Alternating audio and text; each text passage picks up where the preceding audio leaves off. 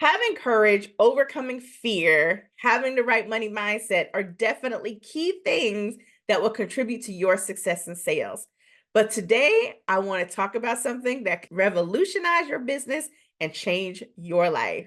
And that is all about systems. Hi, I'm Dr. Nadia Brown, founder of the Doyen Agency and creator and host of the Straight Talk About Sales podcast. And I know from personal experience the difference that having systems and automation have had on my business and my life. Grab your notebook and your pen because this is an episode you don't want to miss.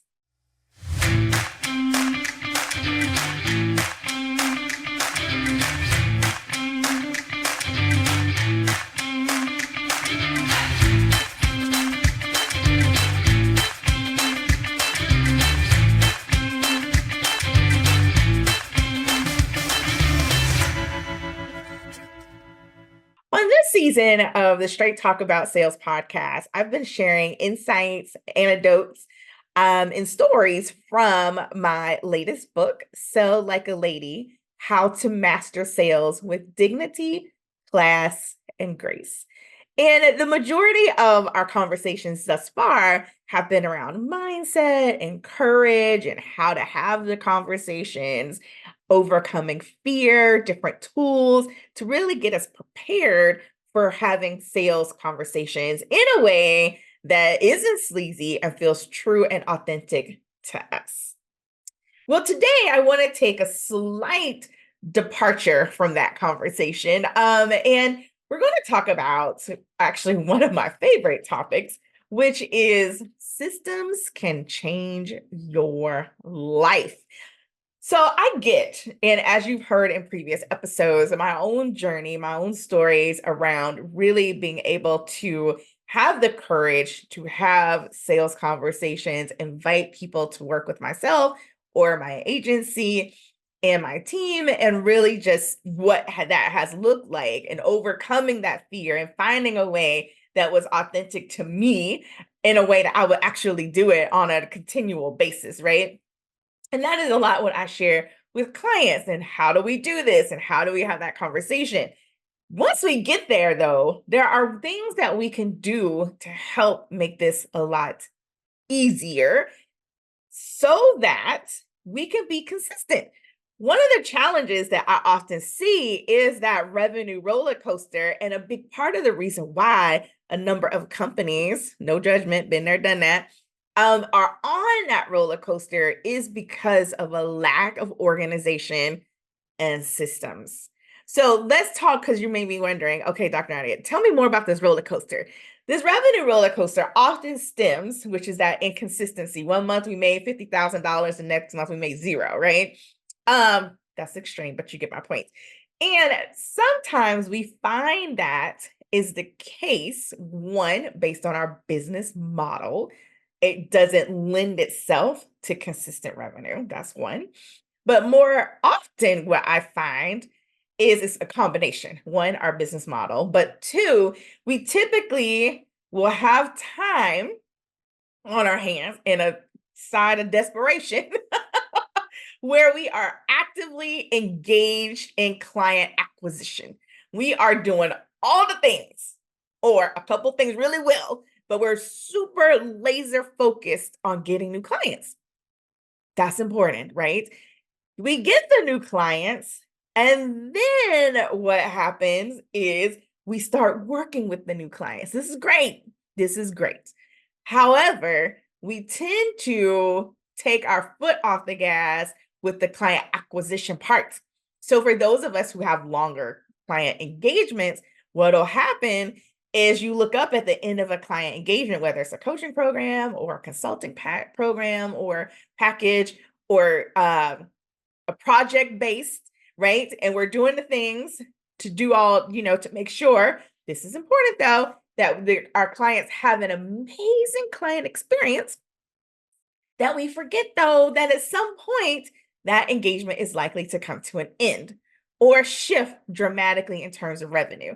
Now, granted, we can definitely look for ways to continue engagements, et cetera, but not everyone is going to continue with us in the way that we hope they would do so. And I have a great example. I work with a team and we had about 8 or 9 month engagement. We're doing all the things. It's fabulous. We get to the end of this engagement of creating the training and getting all of this stuff, everybody prepped and trained, and it's great. However, there was the pause in the next step.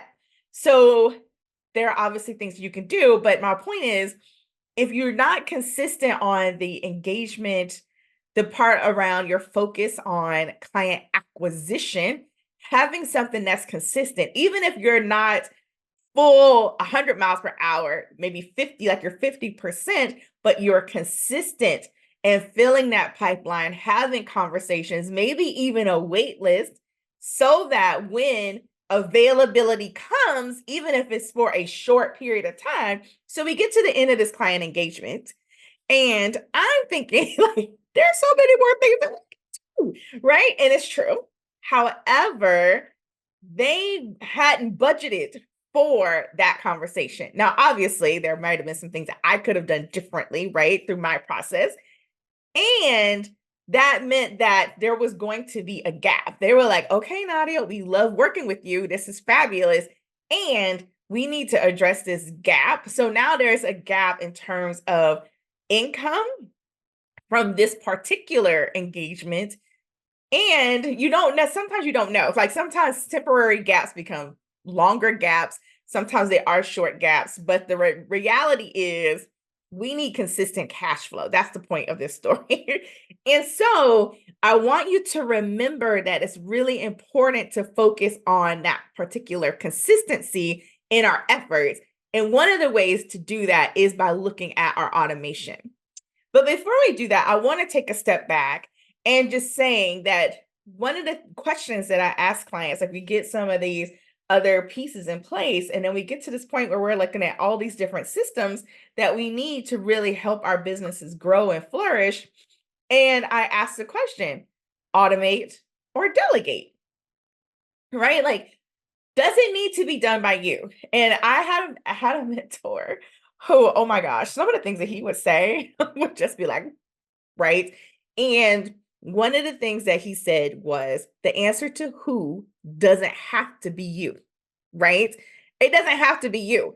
And so many times, because a lot of us, especially service-based business owners, we started out, and in the beginning, if we were bootstrapping it, we had to do all the things. Like I was the all head of all the departments, right?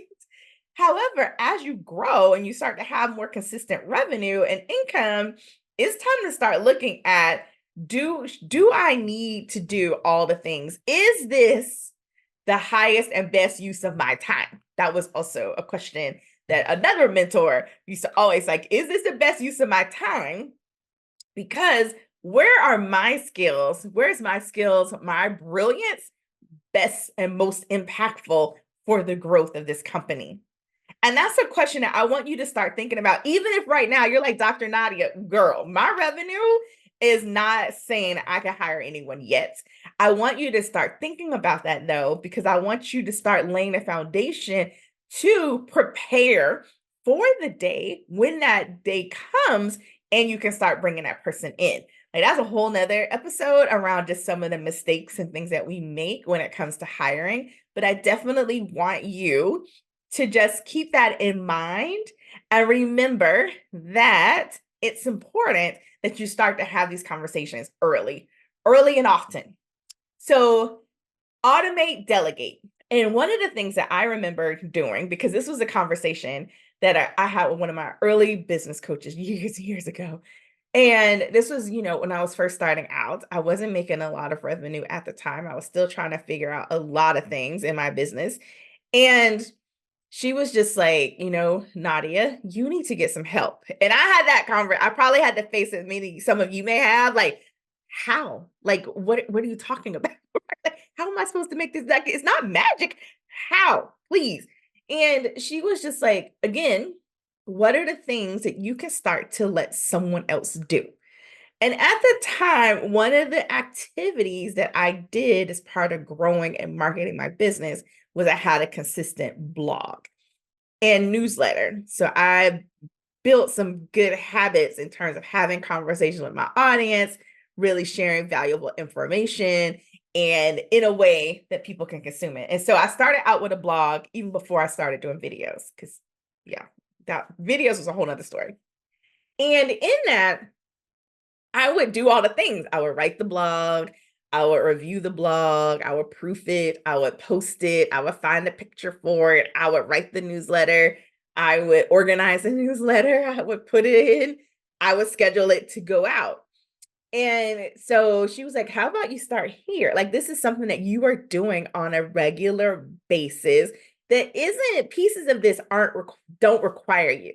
Like, I still wrote the blog, I still wrote the content for the newsletter. However, I was able to take the searching for the picture or the image that goes in a newsletter, or with the blog, setting it up, scheduling it. Like, that didn't have to be me. And that was Nadia's first foray into, oh, wait a second. Like, I'm doing things that I feel are important for my business at this time. However, I don't have to do all the things. And so I hired my first VA, and I only hired her for 4 hours a month. Right. Like, that was it. That budget wise. And honestly, I didn't have a ton of stuff for her to do yet.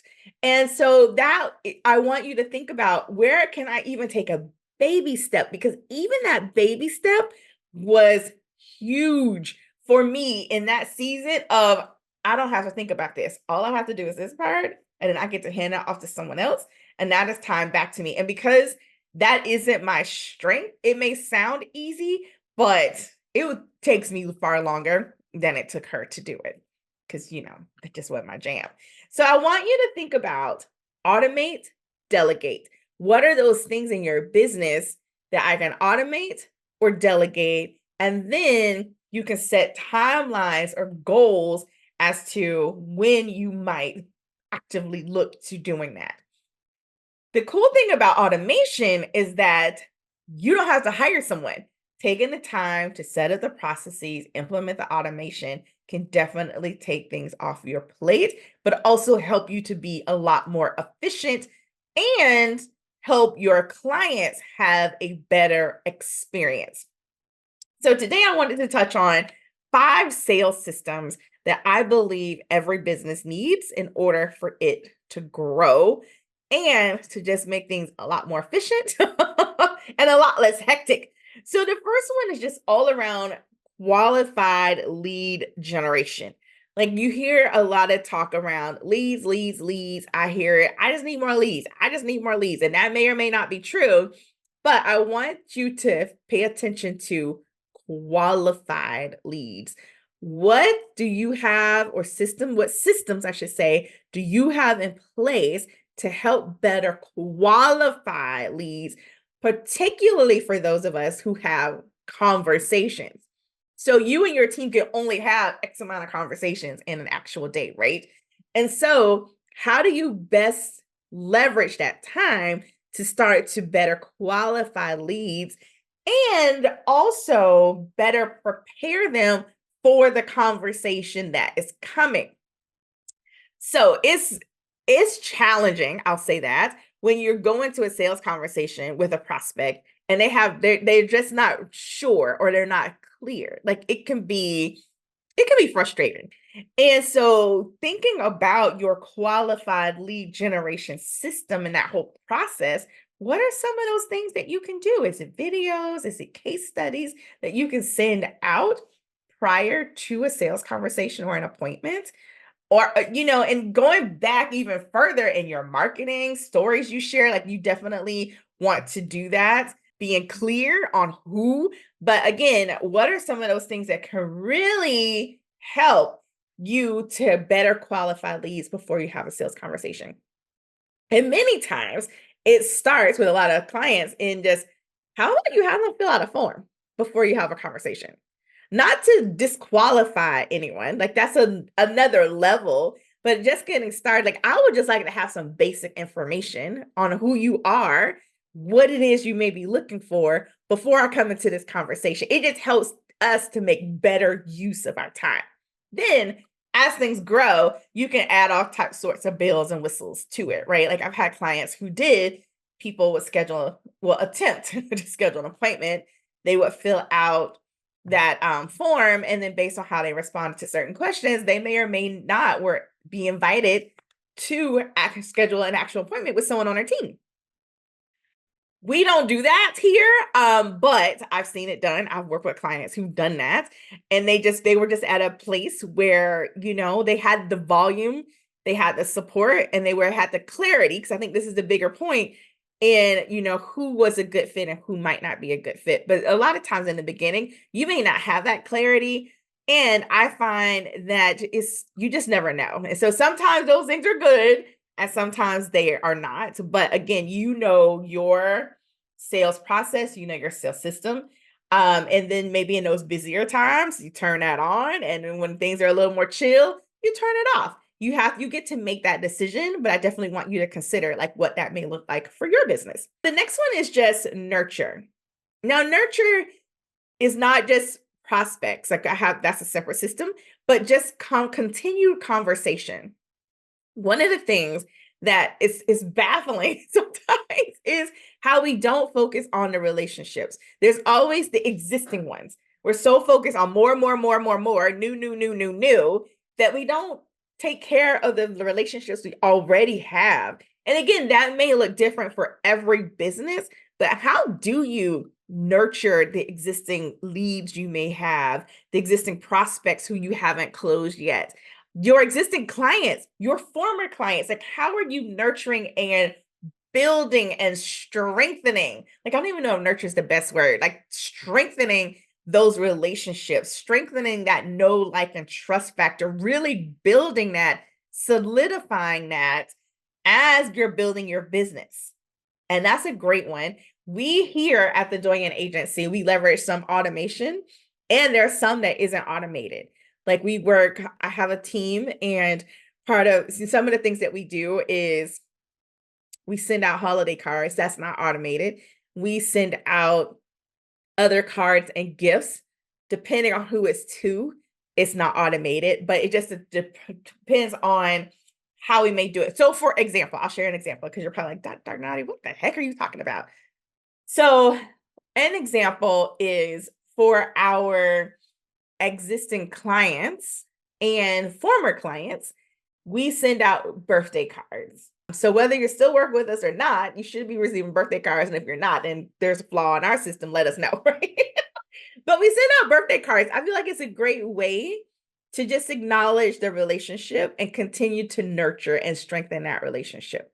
We also send out sympathy cards. Now, this one is a little bit more difficult, hence the reason why it's not automated, because we may or may not hear about certain things. Sometimes I see something on social, sometimes I don't, depending on how I'm working or not working with that particular person, what our relationship looks like. I may or may not know it. But if we're connected on social media and people share it, I'm like, oh, okay. And then I'll reach out to my team and I'm like, oh, we need to send a sympathy gift or at minimum a card, right? To just acknowledge this person's loss. And so that part isn't automated, but we have a process in place. So my team knows if I send them that information, they're on it. They already know what to do, how to handle it. And so, really looking at that. That also, though, leads me into the next system, because these kind of start to converge upon one another, is your prospect follow-up system. Now, nurture is broader. Prospects are people who you've had sales conversations with already, and they haven't closed, but there's still possibility. They haven't said no, so there's still possibility. What does that follow-up system look like? And sometimes it's more active, like we're actively reaching out, we're actively picking up the phone, talking to people, but there are other ways, emails, text messages, cards. I love pattern disrupt. So pop something in the mail, right? What does that system look like? Because the statistics show that we as salespeople do not do a great job at follow-up. It just, we're not that great at it. The majority, 80%, stop after one. That's it. We're done. So there's definitely room for improvement in looking at what does this follow-up system look like, and how do I implement this and leverage automation? And in some cases, it may be a combination of automation and delegation. But what can that look like for your company? Client onboarding is system number 4. And this one is so key because this is where I see where you often will run into refund requests and issues in that way. And let me tell you, as a person who's done sales, not on behalf of other people and other companies, that one hurts. It hurts in your own company, but you have a little more control over what happens in your company. But it hurts. It hurts when you've done the work, built the relationship, nurtured the relationship, got them to the point where they say yes, you're ready to rock and roll, and there's a break in the onboarding process or system, and that person is like, you know what? I'm out. Now, granted, a lot of times there's some, okay, did we do a great job of qualifying? Were there some doubts and concerns that we didn't address? And, there's that. And you want to take the time to have a system and you're ready when people say yes. A lot of times we're so prepared for the no, we don't prepare for the yes. When people say yes, what are we doing in order to get them involved, engaged, onboarded, and ready to rock and roll? And we have to be clear because depending on what our service is, it could look very different. For example, I had a client who provided a done for you service. Some of us provide those, right? And in that done for you service, her team was doing some outreach on behalf of clients. But what was happening is that her team needed time. So a client says yes today, her team probably needed a good 3-4 weeks. Like it wasn't immediate that they could just jump on the phones and start doing this outreach, right? Like they needed time, maybe not 3 weeks. I'm giving them extra time. And so what was happening though is during the sales process, the team wasn't disclosing this to prospects. So prospects were thinking, bet, right? Like I hired you guys, y'all gonna be on the phones in like 3 days max, and then we're rocking and rolling. But that wasn't the case. And so you were having clients who were, prospects who were becoming clients and they were saying yes, they were submitting their deposits. They didn't understand what that onboarding process looked like and how soon they could start to see certain things happen because her team, she needed to have time to bring her team up to speed so that they could get started. There were systems involved, a little bit of training, like there were things, right, that were involved in order for her team to be equipped to do the thing that they were hired to do. So when we talked about it, and I was like, first of all, I understand and acknowledge your frustration and how upsetting this is because now you're dealing with upset clients. They're requesting refunds. You've done all this work to get people onboarded and ready to rock and roll. And just when you're at that point of, oh, we're ready to go, clients are frustrated and they're like, I'm out. I want my money back.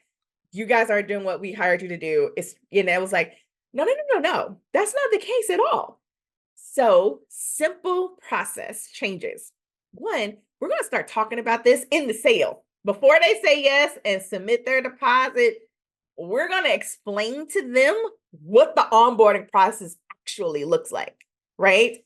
And then we're going to document it, create checklists so that they can see the progression of what's happening behind the scenes before they can actually see the activity, right?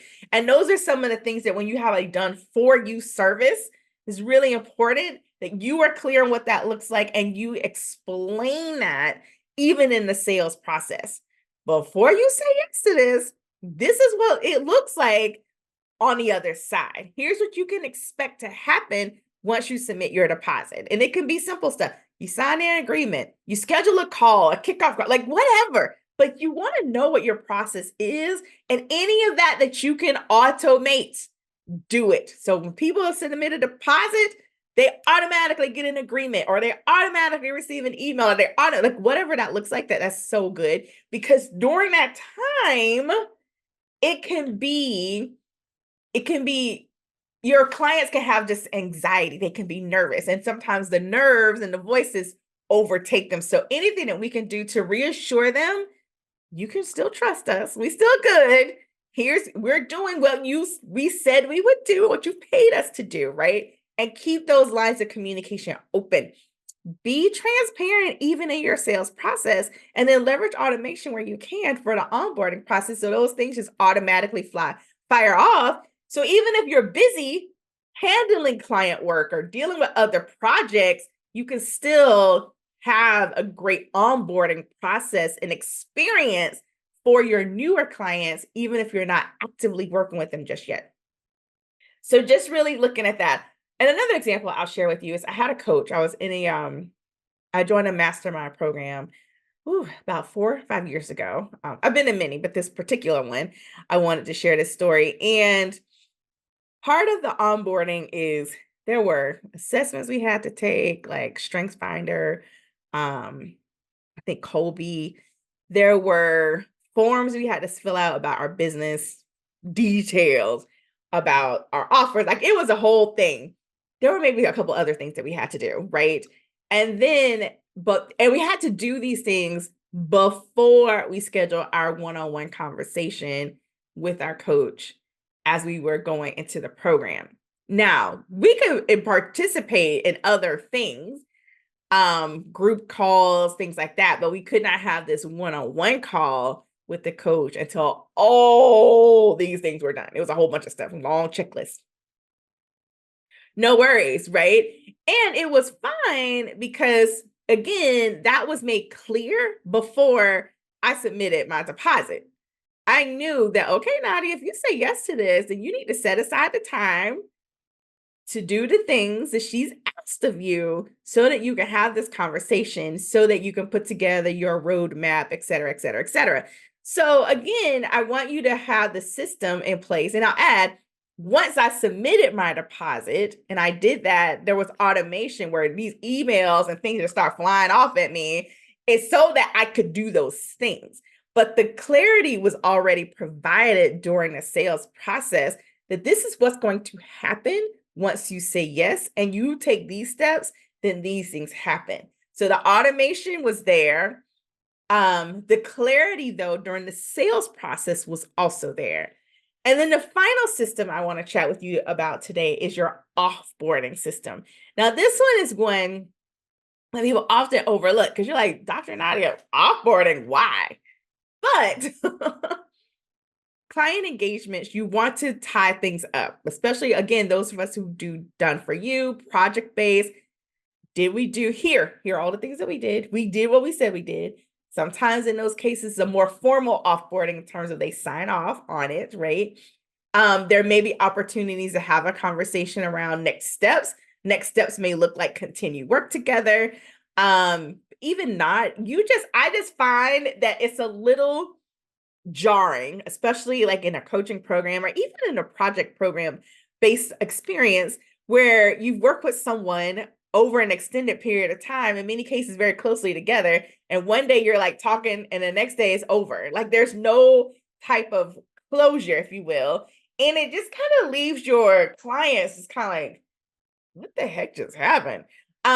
In your offboarding system, automate asking for referrals, asking for testimonials, asking for that feedback. Like a lot of times our clients will give us referrals, but we forget to ask.